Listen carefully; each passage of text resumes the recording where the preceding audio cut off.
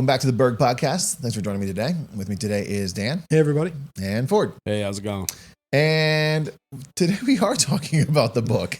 Just a little. Just a little bit. A little bit about the book.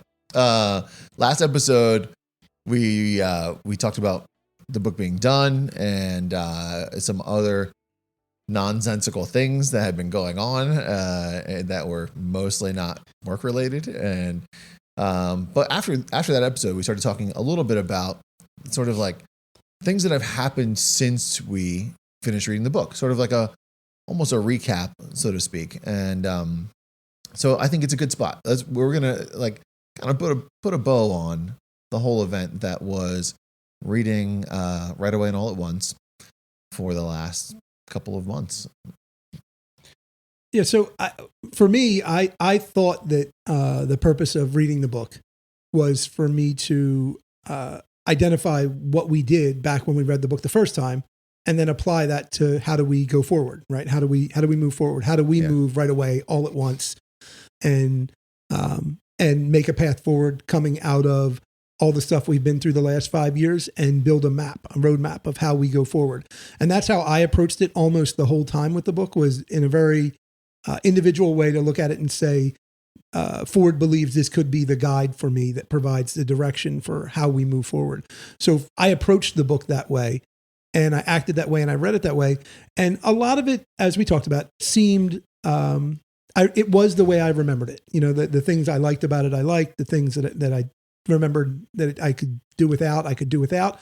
But the things that really struck me as most powerful were that you had to do it right away, all in at once, right? Like, it sounds crazy to just repeat the title, but that you naturally want to try and make a right decision and then the next right decision and then the next right decision. But the reality is you're probably better off picking the 5 things that you think are the right decision, making them, than sort of like a Yahtzee game, you know, like roll it and what did you get? And then what's left? Okay, what do we do next? And what do we do next? And try and correct it. And so I think that was probably the thing I walked away with the most was, we have to make some decisions. We have to make them right now, and we have to make them with the best information we have, but with the information we have right now, not based on some subset of information that I don't yet have.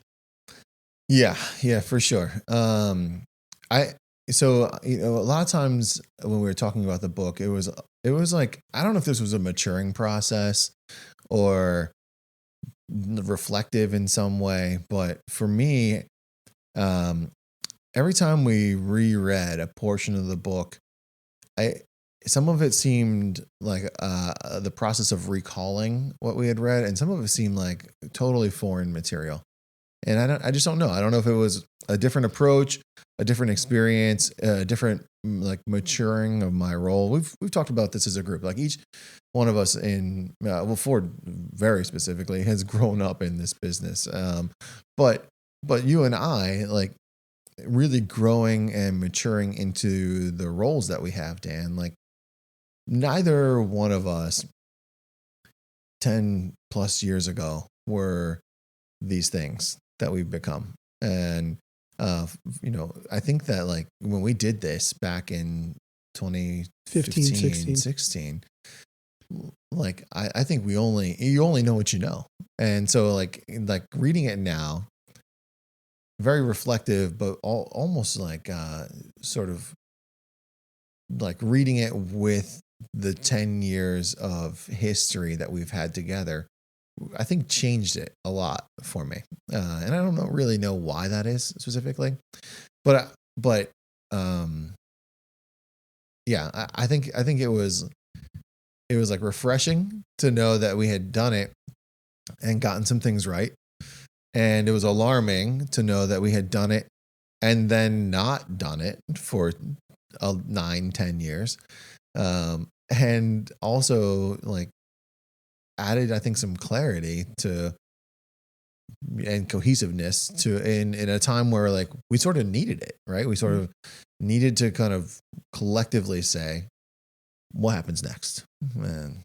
Yeah. You know, one thing that I sort of question is what triggered you, Ford, to say we should look at this book? Like what triggered that action? two things. But one thing I was just laughing when you were saying about that. I was like, well, two things. Well, I think when we did it the first time, we were looking for answers, right? I mean, we joke about like, you guys opened the book and it said, look at page 33 for the answers, right? Like we were trying to like get to a particular thing. And this time we kind of actually, because I think we did so slowly and we talked about it more, I think we got through, like we all talked about how we didn't remember any of the personal crap. We must have just skipped those chapters and just basically were like, business chapter, we didn't skip two chapters, well, read a business chapter. You know what I mean? For the most part, we kind of just were looking for a very particular subset of information that was in there. But no, we were, you know, for no other way of saying, we were wondering a little bit. We were a little burnout. We were a little lost, and it just felt like this was the time to kind of really kick it back into gear. You know, I remember reading the beginning of it again. It was like, all right, this is like, let's go. Like, you know, we've been mired in some muck and we needed to get out of it, and we were close to the end of it. So it's like, okay, like the day we, you know, Dan's old saying about stepping out of the, stepping out of the swamp with the gators. Oh, yeah, size 10 gators. Yeah. But like, you know, it's like, okay, when we're done this, we want to be at the right spot then. We can't wait till we get done and then be in the right spot. We need to be doing this at the same time. And so I felt like that was really the reason. And I remembered enough about it to know that like it worked well. We were able to read it. We all liked it enough because we've all read other books that we talked about before we can't stand, or they just didn't really connect with us. So I was like, okay, this is one that we used, was functional, and we were able to read it. So why not, like, let's refresh our memory on some things. And some of the stuff, like, it hits you in the forehead, like, duh, we should have, like, how did we forget this particular thing? But I think that was part of it. And also just, you know, like at the point we read it the last time, you know, in our true natures, we were taking everything with a fire hose. The fire hose is still blasting at us, but we have a much more solid base and understanding of what we're dealing with than we did at that point. At that point, it was like, you know, we were 20 people in total, and we were just like, let's roll. And now it's like, okay, we have a much stronger base to start from. So we're still getting, I mean, every day's a fire hose. That's life. But, you know, we have a little bit more of a base of knowledge to work from. Mm-hmm. Yeah, I agree. The first time we went through it, it felt a little bit more like a homework assignment. If that's fair to say. Like we had this first an outside source telling us we had to do things. Yeah, we had a consultant that we had been doing some work with, and we were having our first ever strategic planning meeting at your house. And it felt a little bit like a homework assignment. Like hey, here's some things that I want to make sure that you've got in the back of your head, or that we keep in context when we're having this meeting. And so, you know, I sort of do recall, like the first time reading it, like looking back at it, not like reading it, not, I don't want to say for the sake of reading it, right, but like for the sake of being prepared in a lot of ways. Like I wanted to read it because you had asked me to read it and be prepared for conversation that we were going to have. And it wasn't like a self-help moment, right? It wasn't like, I'm going to read this and digest it because I think that there's a lot of value here. It's like, oh, all right, Ford said, read this. I'm going to do my homework. I'm going to read this and I'm going to be ready to have a conversation. And this time it felt more like reading a self-help manual. If more like, we're going to like take it like a week at a time, essentially, and either rehash, review, or redigest this information. And I certainly feel like it was, I feel like I got more from it this time. In like a similar way with the homework, right? And that's a good analogy going back to school. I would only read what I thought I would need for the answers, right? Like on a perfect world, I'm going to take a test. I want the questions before I want the book. I don't really care for the book. You give me the questions, I'll find the answers. And I think when I look back on it, when Ford told me to read the book, first, that Nina definitely said, you know, look on page 33 for sections 1 and 2. Ford's going to have questions about it. So like, okay, we'll cut right to that. But then like, there was no way Ford was going to discuss with me about like, hey, what might you do to pare down or improve the third level circle of your friends, and how you like, that was never going to happen. Sure. That was not going to be part of the conversation. So just throw that out. Don't need to read that part. Like, did I read it? Maybe, you know what I mean? Like just being transparent. Maybe I did, but what I knew I read was like the business parts. Like, how does it relate? What is a 1-page plan? What is a go forward plan? What is a all at once? What did Continental do? What's the JP Morgan story? All those things I thought he could potentially ask me. So I got to be prepared to talk about these things.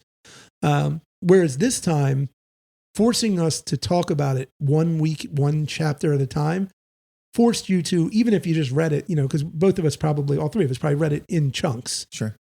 Still forced you to go back and look at it like, okay, what are we going to talk about today? What is that specific chapter about? How is that relevant to me, relevant to the company, relative to our group or our family? And it made it much more of a self-help nature by how we did it. Yeah. So I agree with you on that standpoint. And for me, what I started to do pretty quickly was I actually, once Ford had suggested we read the book and we started to read the book and do this, I went back and I took the initial email that Nina had sent to us, and it had 10 or 15 questions. It said, you need to answer these questions, which I'll provide to Ford beforehand, and then be prepared to talk about these things with a focus on these parts of the book. Yeah. And so I printed it because I'm old. And so I printed it, and then I wrote the answers, and I wrote what would my answer be today? Sure. Versus what was the answer I sent to Nina. And so I wrote it on one page, and then I printed the answers I had sent to Nina. And I looked at it how has this changed?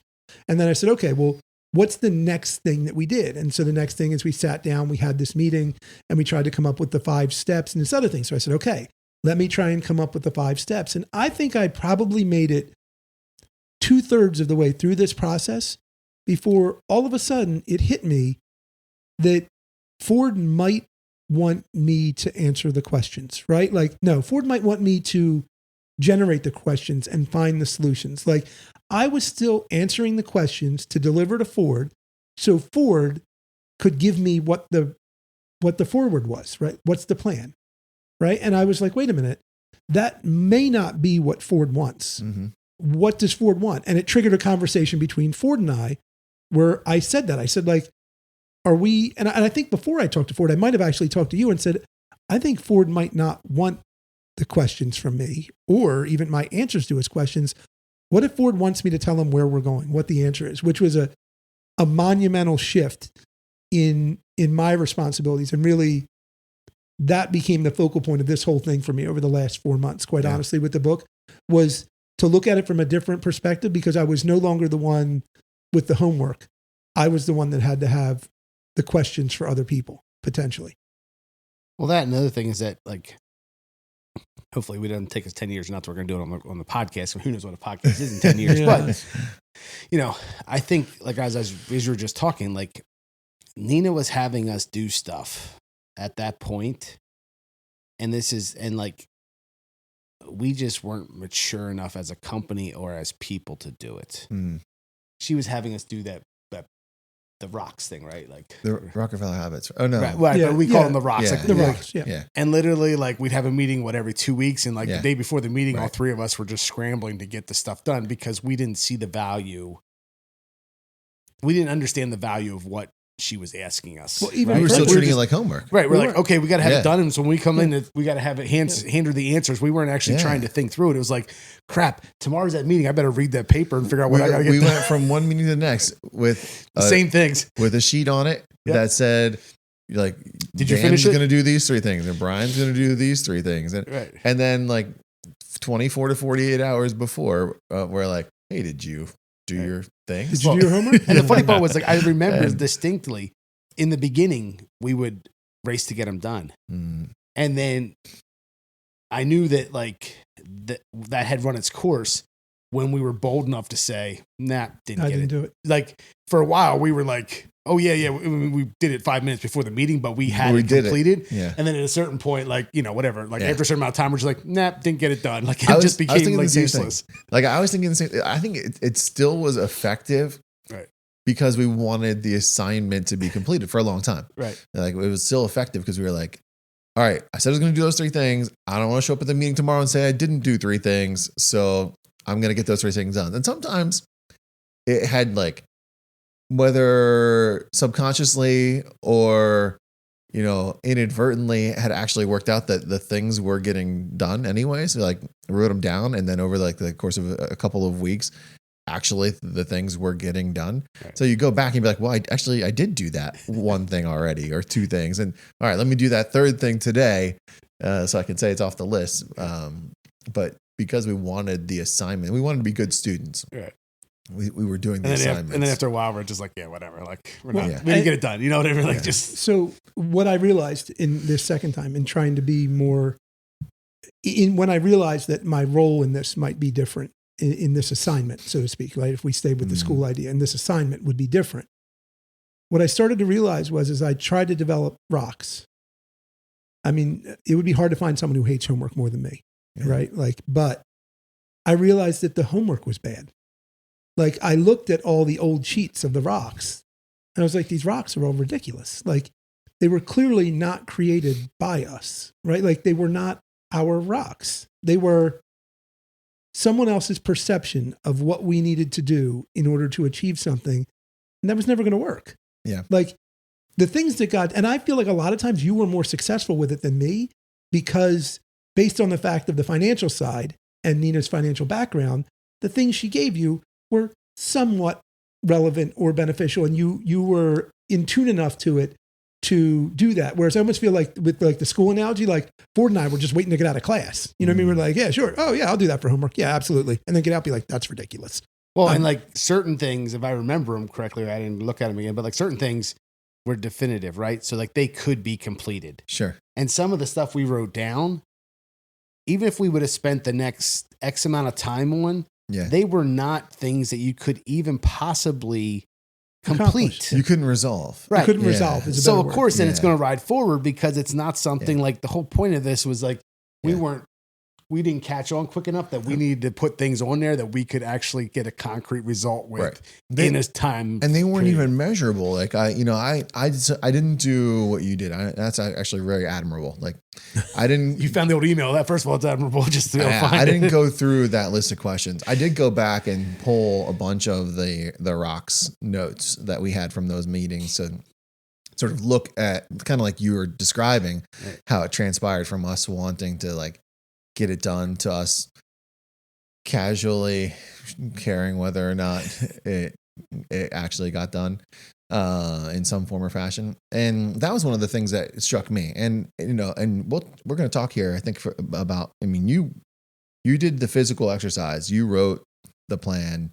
You came up with the 5 steps. Now, currently, sent it to us, and we've had small amounts of conversation about it. But the thing that was really challenging that wasn't being done, I think, when we were doing it initially, is none of them were like what, like the buzzword is SMART goals. None of them were SMART goals. They weren't specific. They weren't measurable. They may or may not have been attainable. They didn't and have trackable. KPIs. Yeah. And like looking back at some of that, I was like, man, like there was no way to measure or track if we were actually going to have success doing some of the things. Some of them were Right.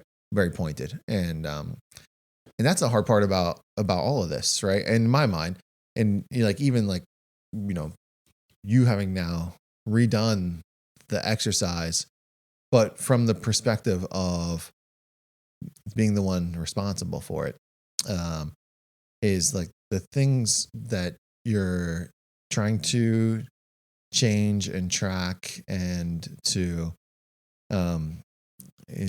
sort of redirect in a lot of ways.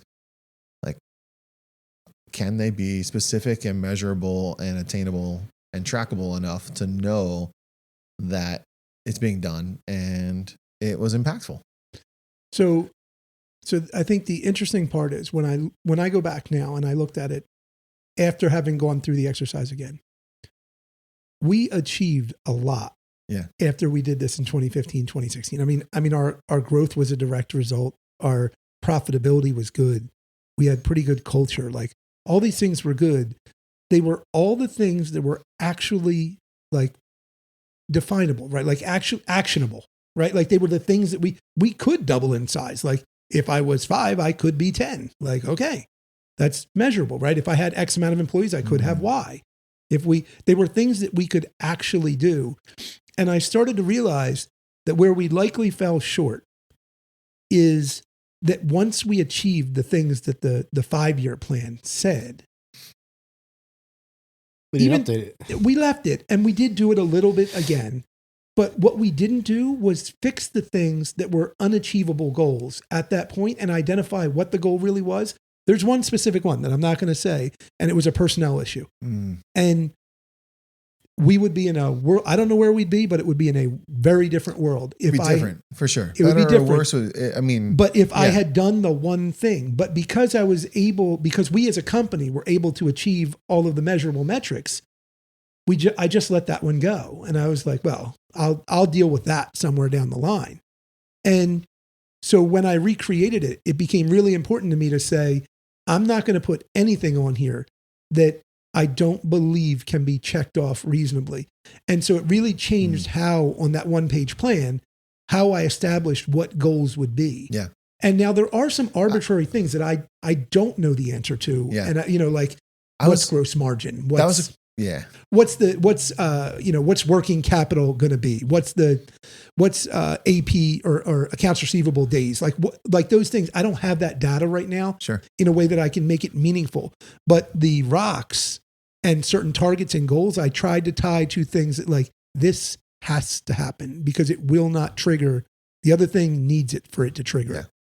Yeah. So that was a thought, and we haven't talked about this, but it was a thought that I have been meaning to ask you, and you started to get there, I think. But my question was, is there anything that you left intentionally off of the list because you're not sure you were not sure you're willing to do it? That's a weird way to say that. And it made me. I was thinking about some of the personnel decisions that we talked about making and didn't make, like you're describing. And part of the reason we didn't ever make that decision was because we weren't sure we wanted to make the decision, right? We weren't sure the impact. And we were sort of like getting along. It was kind of poking us almost constantly, but like being irritated is not the same as being unable to perform. And satisfactorily underperforming comes to mind, in the book, right? It's like we were performing at a very high rate, but effectively satisfactorily underperforming because of a constant drag on the system. Sure. And we made excuses for it for 5 years. Yeah. Yeah. It made me think about that a little bit. Like, are there things, and that's like I don't know how to answer that. So I think I have a loose answer for it, right? Yeah. I was going through and doing reviews for Brad, Scott, and Dylan, and we were talking through a few things, and they brought up a couple really good points, and I said, okay, and I think I also might have been another conversation with Ford, and I said, okay, but for me, that's a Q4 goal. Like I'll put that on the rocks on Q4. Not that I have or hadn't thought of it, but rather I can't possibly address that right now because in my mind, in pulling the levers, I had to pull the 5 that I was going to pull for this argument. Yeah. And then I got to see where the chips are. And then we'll decide what I do with those 5. So I think there are definitely things that are not on there. Yeah. Do you think though, like, not to interrupt what your thought, but like there's things on the radar, but the minute that they make it onto the sheet, it will happen. Yes. Right. You're like, this isn't a top 5 right now. Right. Yep. This is like number 8. Yeah, that's what But once the first 5 get taken care of, 100%. This jumps. You know what I mean? Like you're kind of like because you're picking those. You're picking a small group that you know that are the first most ones. But you're like, the minute that this one hits the sheet, it will be resolved. But right now, it's not high enough on the list to be able to do it. You know, the funniest simple example of it, I think, is it did not strike me, and hopefully this is like okay to talk about. It did not strike me just this week that every time I walked upstairs, if Tracy was around or I had to go get something out of one of the closets, that Ford's office was empty, right? That we had moved to FB. Ford has his own office here. I understand that he wanted both offices. It didn't elude me in creating this list, but it was not nearly important enough for me to discuss or bother to talk about because it wasn't a lever I was going to pull that was going to make any real meaningful difference, I thought, internally or externally to the company.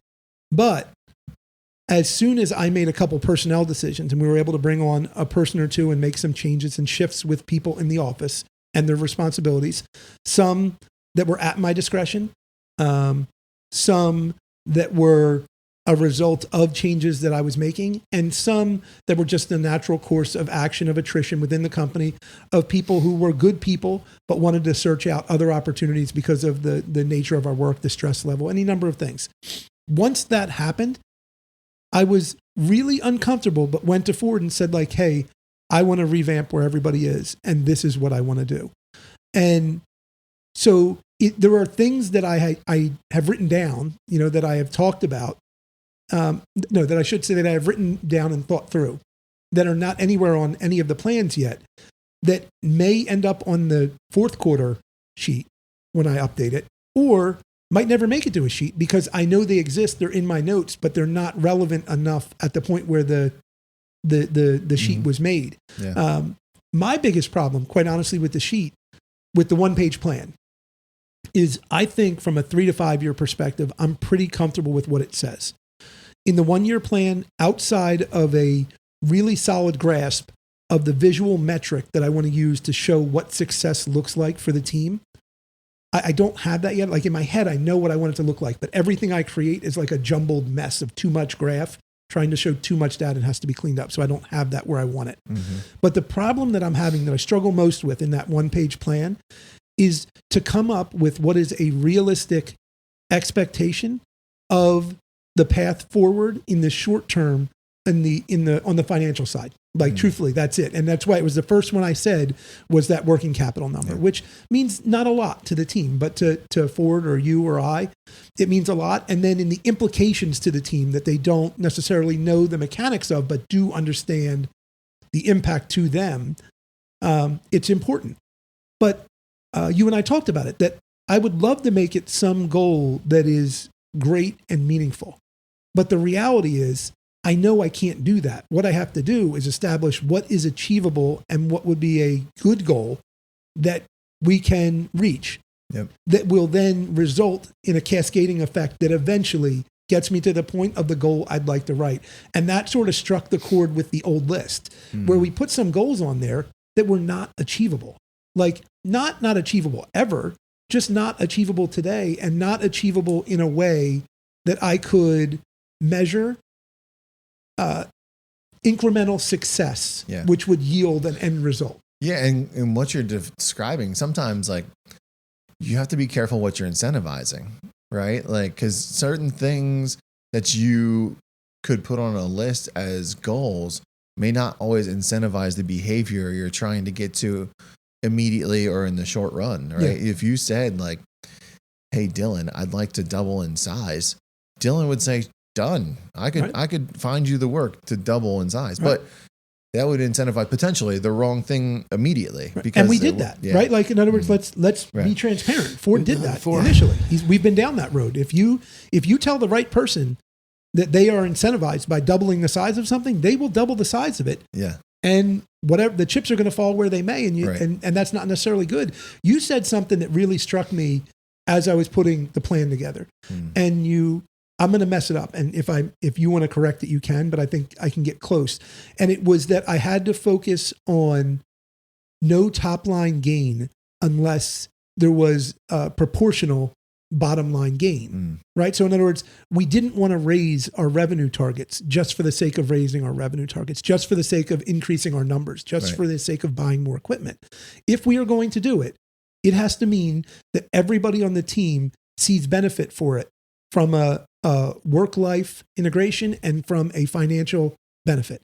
If that does not occur, there's no reason to grow the top line. There's no reason to add more people. There's no reason to buy more equipment.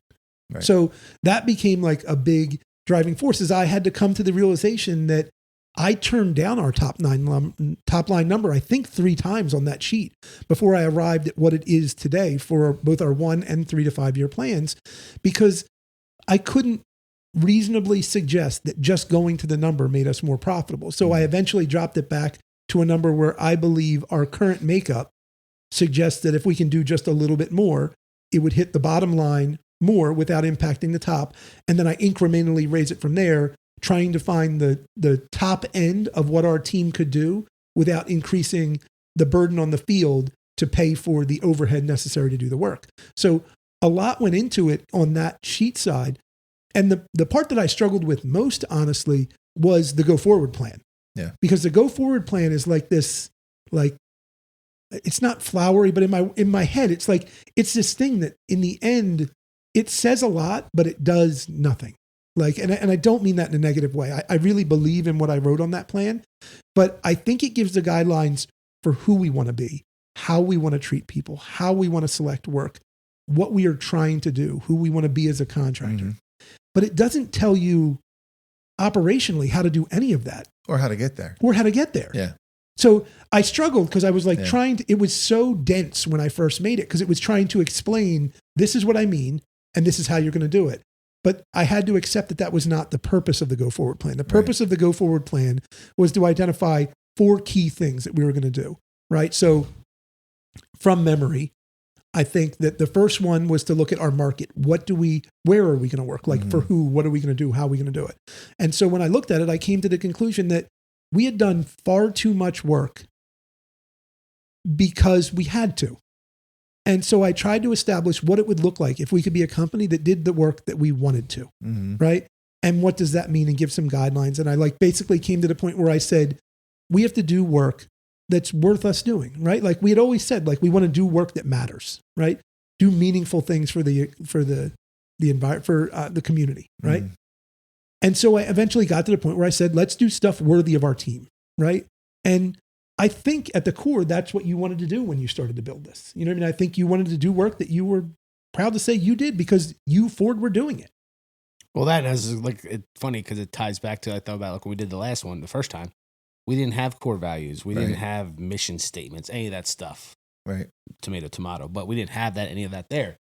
So now we had this. So it's like building upon it, basically, right? That's the difference. And I think like one of the biggest things we didn't do in the first time either was we built that thing out and we didn't update it each year for a 3 to 5 year plan.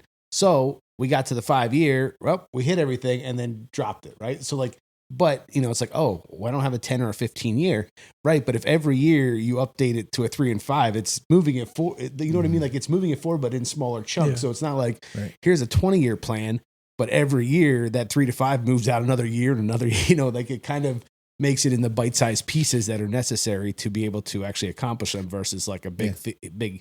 And you can start from where you're at. Right. You don't have to start from where you should have been or wanted to be or Yeah.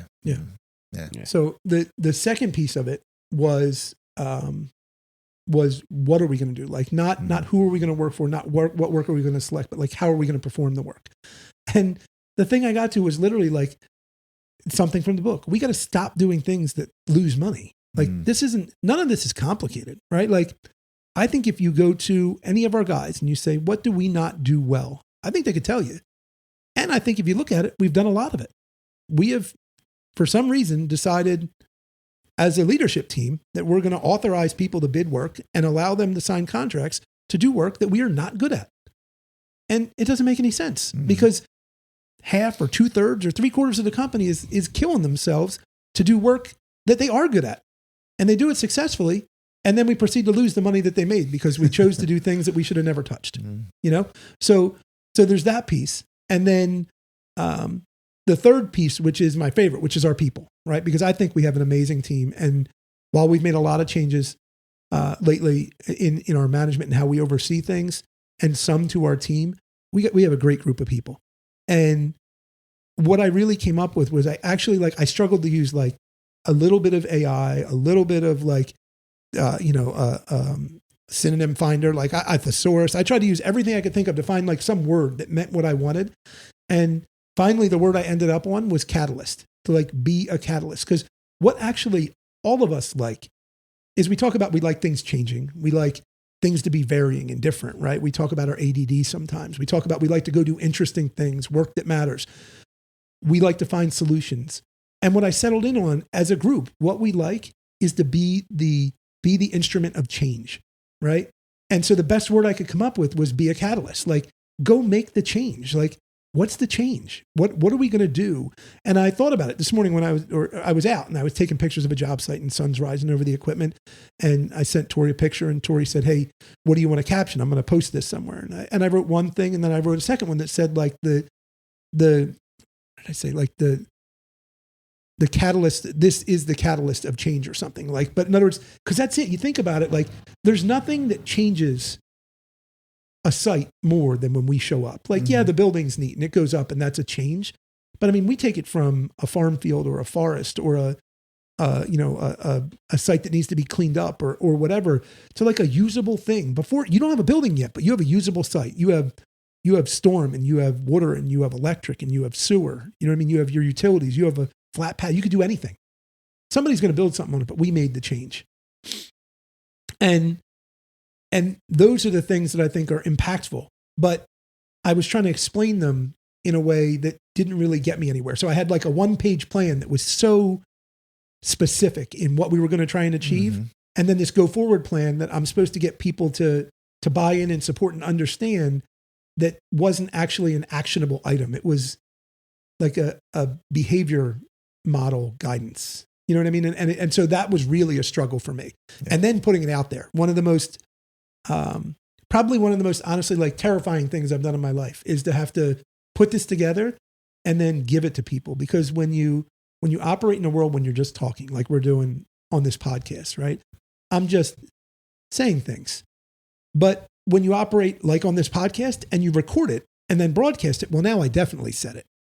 Right? You know what I mean? It like exists. Right? It exists. Yeah. If you and I have a conversation in your office, I said it and you could say I said it. And if I'm a good person, I'll admit that I said it, but I didn't tell everyone. I didn't crystallize that and give you the opportunity to criticize it with any bit of information that I don't have.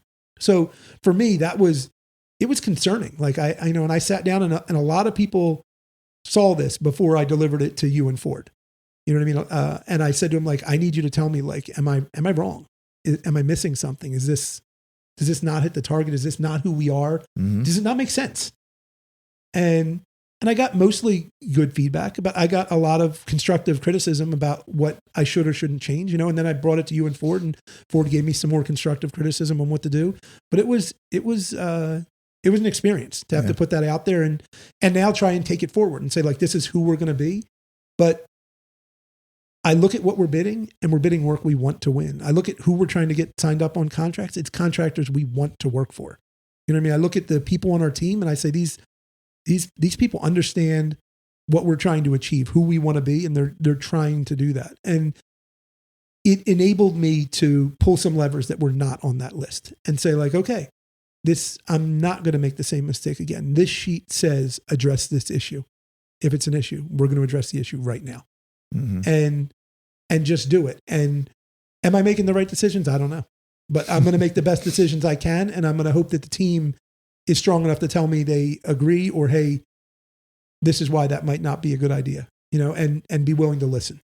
So the book was super impactful for me because it allowed me to go through and do that and then see what that looks like. You know what I mean? And see where we go and see if Ford and you support me in the way of support that I am going in the right direction. Sure. Or if we say, like, hey, this needs to be fixed. You went a little too far or in the wrong direction. Yeah. Well, one of the keys that we've talked about multiple times, not on here, but like, you know, not that it's a living document, right? But the reality is that we all retain the right to edit it and update it as necessary. What's one thing about this book and making those decisions and making future decisions is as something comes in, there could be edits necessary because unintended consequences or whatever the scenarios are. So the main thing is that, like, this is the point they're starting from and we're going. But someone holding up that sheet in a year and going, well, we're not where this says we were going. That's right. Like, because there's so many factors outside of our control that we can't handle, right? I mean, they just, you know, whatever it is. So like if we're saving these now and we update them every so often, like it'll be fun to kind of watch just like we looked at that thing from 10 years ago and realized that document, which was impactful at that point, no longer is useful. The same thing is going to continue to happen as it refines itself and as things edit or, you know, markets shift or whatever the scenario is. So that's kind of one of the neat things is that, like, when you're writing something down or, you know, even like I've done them before, like what was the thing I used to do? The the random musings from Florida or whatever it was, Yeah, right? Random thoughts. I have them. I have a whole file of Ford's random thoughts. Yeah, I'd be down there and just start typing up some random stuff. But Yeah. like, if I read it now, that was whatever years ago. Like, it probably isn't. But at that point, it was poignant in my mind. But now, and years later, it's no longer. There might be still some pieces that could be pulled from it, but it's really no longer valid. You know, that's why we Well, don't it keep tells a bids story. from 8 years ago because everything's changed, right? Like that bid goes out, it's good for 30 days, but like, you know, so it's the same kind of thing. Whereas like when you write it down, you're like, well, this is concrete. And the reality is, you know, that's why there's the other end of a pencil because you have to sometimes make tweaks to things. So, you know, the other thing that I feel like I would be missing something if I didn't say it is Brian had brought to me, I think you gave me a link or something, then I read it about, there was a thing, kick-ass meetings, right? And you were like, you need to look at this. And it was a statement on were my meetings effective or ineffective, right? Like that's what it was a statement on. And I don't take it the wrong way. I'm saying like you were trying to help. Right. And I like it came and it went, right? Like you gave it to me and I was like, yeah, I got to read that. And then, yeah, I'll read that. And then eventually I read it and I was like, this could be impactful. But as I read the book, all of a sudden I was like, okay, I'm going to look at that again from a different lens, from a different angle and say like, what does this mean to me? And I think one of the most amazing things over the last, say, 30 days, 45 days for me has been once the main structure of the one-page plan was together and the go-forward plan was together and we instituted a different meeting setup based on the ideas of making your meetings really effective, is we proceeded to have 4 meetings. And I told you specifically you couldn't be in any of them. I said, once we're going, there's a couple of the meetings that I think could be valuable to you, but I have no idea if this is going to work. Like, I don't know what's going to happen. I don't know if we'll be prepared. I don't know if we can get the data together. So I didn't want you sitting there judging like, well, this didn't work, right? Like in other words, because I needed time to see it work. And a couple of weeks ago, we had the last meeting of the month. So we have 4 a month. And I was amazed at how effective the meeting was. I mean, it ran at about the time I expected it to run. Brad delivered good information that was actionable and impactful. And we would have not, a month earlier, I don't care who was employed here, a month earlier, I would not have been in a position where I would have required or set up or provided the empowered anybody to be in that position on that day. And in a matter of 45 days, I said in 15 days, we're going to have our first meeting and then we're going to have 4 meetings. We're going to do this. We're going to share this information. This is what we want. And stuff that you and I have talked about having and said we were going to get and said we would do for years in the most infantile way happened that quickly. Because if you pull the levers and you commit to doing it, it will happen. And if you don't, it won't. Like, it really is what the book says. It is that simple. If you set goals, hold people accountable, and empower them to do something, you will do the thing you're trying to do. And that's how the companies that were great ended up great. You know, like that's a different book from good to great, but that's how it happens. It happens because there's a commitment to holding people accountable and there's a commitment to empowering them to do the thing that makes them be able to be accountable. And I'm interested to see what the next month holds as we roll out the next set, you know, the second set of these meetings. Like, what does it look like? Is the WHIP meeting better where after 12 years, Brian's finally able to have a WHIP that's actionable, that's he can make some decisions on early in the month? You know what I mean? Like, will I be able to sit there in the middle of the month and say, Brian, here's how much I think we're going to bill, and here's how much our anticipated costs are going to be for the month? You know what I mean? And then, you know, we have a meeting about personnel and equipment, and then a wrap-up meeting at the end where did we hit our targets? Like, if we're sitting here just after Memorial Day and I can call you and Ford and said, hey, it looks like we hit our targets. Whether we hit our targets or did not, if I can sit here and say, hey, this is how much revenue we're going to bill. We said we were going to bill that much and we did. Here's how much we said it was going to cost. And here's how much it cost. And here's what we look like for backlog based on jobs added. I mean, that is monumental in terms of what that means for projecting costs, for finding our way forward, and for meeting the expectations of the one-page plan. Because it's not going to happen in 3 years. It's going to happen 1 month at a time, doing the right thing, measuring it, knowing what it is, and achieving your goals. And we do that every single month. And we'll be right back to what you and I always like to say. It'll be 2018, 2019, like you threw a light switch. And I'd like genuinely believe that. I mean, there's not a question in my mind that the team can do it. It's just a question of if I can provide them the leadership and be accountable and deliver them what they need to be able to do it. So it's going to be an interesting 2 quarters here to get us to September 30th. But I think it's going to be fun. Yeah. Should be exciting. For sure. I agree. It's a good place to wrap it up. So thanks for joining us today, folks. Hope you got something from this, and we hope you come back for another episode.